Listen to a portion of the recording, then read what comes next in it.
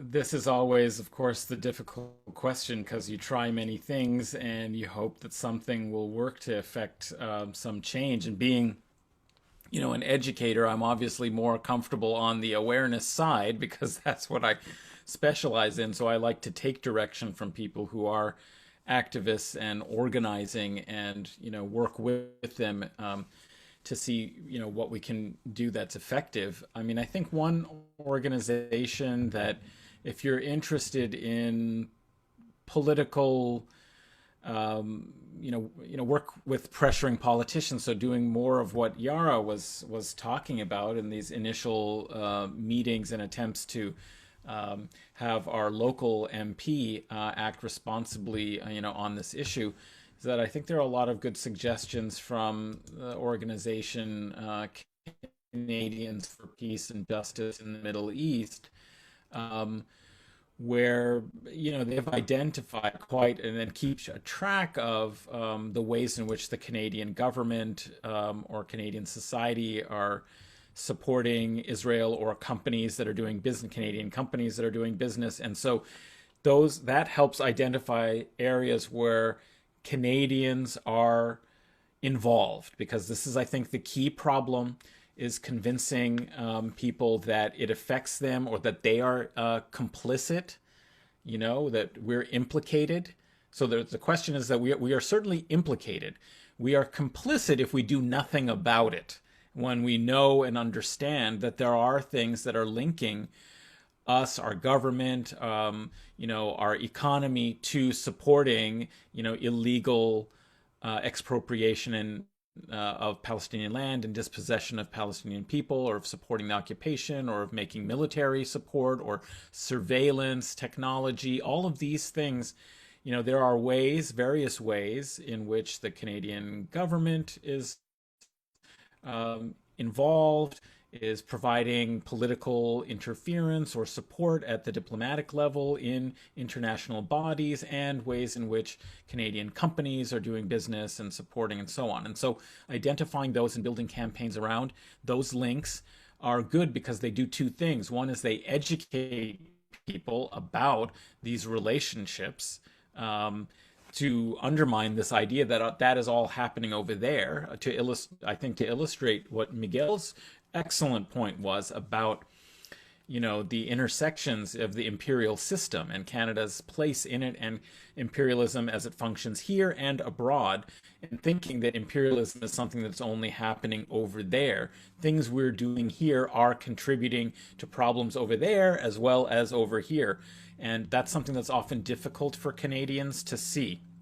At the rally that Yara helped organize, um, somebody drove by in a car, and my wife and I were holding signs, in support of Sheikh Jarrah and in support of Al Aqsa.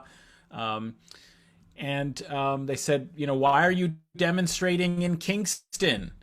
Like what does it have to do with us? Like, what is it, why are you forcing me to confront something that you have, a complaint against a government all the way over there? And they didn't realize and understand that even the week before there had been like some arms sales that had been approved, or, there's just constantly ways in which we are actually connected. So I think that's where I would direct activism for two reasons. One, it educates us on those connections and makes it real that we are involved, and two, because that can actually make a material difference. That actually communicates that we are concerned about this, not just in the abstract, not about UN, human rights and all that, but we are, connected with people in Palestine and are acting in solidarity with them in very specific and precise ways where we can make a difference. When a Canadian company says we're not going to open a new plant in the occupied territories,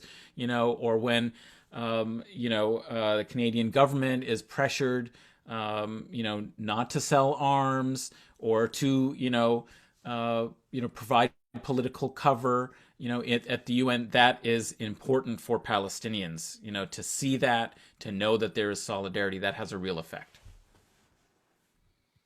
Yeah, maybe I can just jump in here. Or Yara, did you want to speak? Go ahead. Go ahead, Miguel. I can speak right after you. Okay. Well, yeah, just to echo Adnan's points, there are a number of organizations that are doing some very good work. The one that you referred to, of course, is very prominent, particularly in following what's going on in Parliament. The Peace Congress is a part of the Canadian BDS coalition. And so we've been putting a lot of effort into that. We think that, that's a very concrete way that Canadian people, that the labor movement, that people's organizations can have an impact.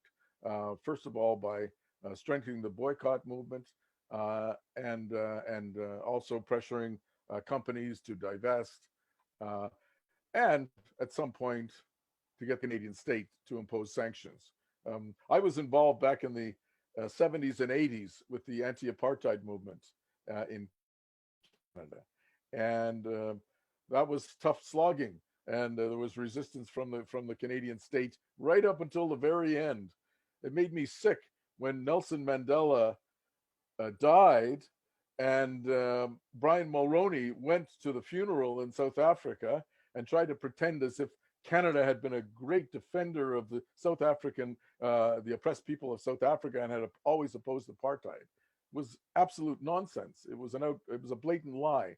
Um, but that campaign, even though ultimately, and I think everybody understands this, it is the people's resistance themselves which is the deciding question. The struggle of the Palestinian people um, is the decisive question. But everything that can be done in Canada and the rest of the international community to lend support to that struggle, to build the BDS movement, to use every injustice, every crime committed by the Zionist state. Uh, Obviously, most recently, the bombardment of Gaza, and so on and so forth. The evictions and whatnot in East Jerusalem. All of these things are helping to shift public opinion, and I would be interested to hear what others have to say about this. But my sense is that there has been a palpable change in the way that a lot of Canadians are understanding this question. And a lot of the imperialist and bourgeois propaganda that basically whitewashes and defends Israeli crimes is just not washing the way it used to. I think more and more people are seeing through that. So every campaign, whether it's trying to get cultural workers to refuse to do a concert in Tel Aviv or in Jerusalem, uh, whether it's boycotting products in our neighborhood stores, um, campaigning and passing out leaflets and so on. That work is really important, and it's starting to pay dividends. I don't like using the word dividends; it makes it sound like it's a monetary question, but I think you appreciate what I mean. Political dividends. It's starting to make a difference, and um, let me just finish by pointing out that one of the issues which has come up around the BDS, and everybody knows that there's a ferocious campaign against the BDS on our university campuses. Right now, it's being directed against the Graduate Students Union at U of T, pressuring them to abandon their very principled position that they've taken by the university and by the pro-Israeli lobby and what have you. And it's going on a number of other campuses and other institutions as well. Um, but there's growing pushback against that. But one of the points of confusion has to do with this issue about the occupied territories, or even more narrowly around manufacturing plants set up in the illegal Jewish settlements in the occupied territories. Um, this is all, it seems to me, and this is not a criticism of those who hold that view, but we need to understand that there is a purposeful campaign underway to whittle down the basis of the BDS demand. The only way to really bring pressure on the Zionist state is to boycott all investment in Israel, all trade, and to impose sanctions on the state of Israel, just like it was the case with respect to the apartheid state in South Africa.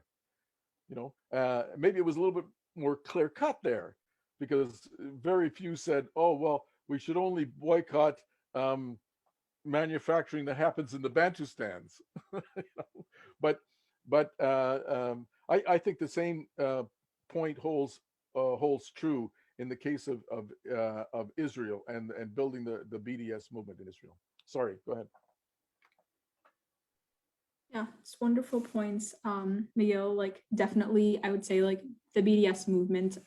For those who are interested and for those who want to participate in like advocacy work, the BDS movement is definitely the way to go, and we can see that with South Africa and how it worked and how it continues to work with putting sanctions and boycotting Israeli products. And that's something that you can do by yourself on a daily basis, you and your family, where you just don't buy certain products directly from Israel, or on a larger scale level where you encourage your university or encourage the company you work for to not, again, like buy products that like are from Israel.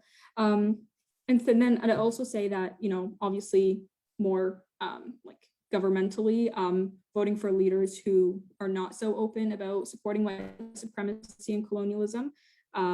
So, steering away from folks, or steering away from leaders or so-called leaders like that. But yet also putting pressure on current leaders who do support, colonialism and white supremacy wherever in the world, both here in Canada and on Turtle Island, and also in Palestine. And another thing is that, when it comes to dismantling white supremacy, I strongly believe that every single person is involved and everyone is responsible. No matter what your positionality is, if you hold a big position or if you're, just a worker or whatever. And when I say this, I think of, how I think of especially like healthcare and food handled by like white supremacy and by colonial states. And this is a great connection, or a good, parallel between the Indigenous folks here in Canada and back in Palestine. So an example would be like the laws and regulations that limit have limited Indigenous communities from fishing in Nova Scotia is a more recent example. And then also when it comes to like healthcare, for instance, how Indigenous folks have been disproportionately affected by COVID and have disproportionately much more, maternal disparity rates. And so this all comes down to a systemic issue that's like led by white supremacy and led by a colonial state. And like likewise, we see that in Palestine also with the olive trees, which, as you may know, like take decades to grow and then are burnt by Israelis, or are displaced, or torn down. And they're an intergenerational cultural piece of the Palestinian land and of Palestinian peoples. And then likewise, most recently with the vaccinations, Israel sending like expired vaccines to Palestine, or not allowing cancer patients from Gaza to go to get their treatments. And so seeing that linkage and recognizing that, oh, this is not an issue that's over the waters. It is here and it exists here in Canada. And that we can on a daily basis, like from boycotting to sanctioning to, and I know, Sean, you mentioned that, like posting on social media only goes so far. But we can also see how posting on social media, even if, as much as I hate performative activism, it does have a power sometimes to, fill or block an entire social media page or someone's feed with just things about Palestine, or just things about, missing and murdered Indigenous women, or, any of those topics, because it does cause that social media blockade, if you will. And so it does have that, power still, but definitely would encourage everyone who's attending and everyone who's listening on the call to really consider what you're buying and where you're buying it from, and to continue to take that action, because it exists and we all have that responsibility. I'll add in here, because I am a union activist, and I come into activism in general from a labor perspective. That's where I got into any of this type of social justice activism. Canada, we often talk about just transitions in respect to the oil field. There are many just transitions that need to happen. And I think that this is something that the union movement has a prime responsibility to. We think about the union workers who are manufacturing weapons of war that are in large part exported to Israel in particular, and if not there, to the United States, to Great Britain, to France, countries that are engaging in their own imperialisms abroad. And this is something that needs to be addressed because, of course, it ties back to land dispossession here in Canada, climate change, what we need to do to build a anti-colonial, a new Canada, a new Turtle Island. And so for those who are watching now or watching a recording later, if you are not aware of what your union's position is with respect to arms export, I highly encourage you to go to your union's website, find out what the policy is on arms export in relation to Canada. And if you don't like that policy, ask questions, find out what the committees are that do that type of work, get involved if you can. It is really critical work. It goes back to that place that Adnan and Miguel were talking about, which is there are specific points of entry that Canada has into the imperialist project worldwide, and it's by attacking those structural elements is how we actually start to force that change.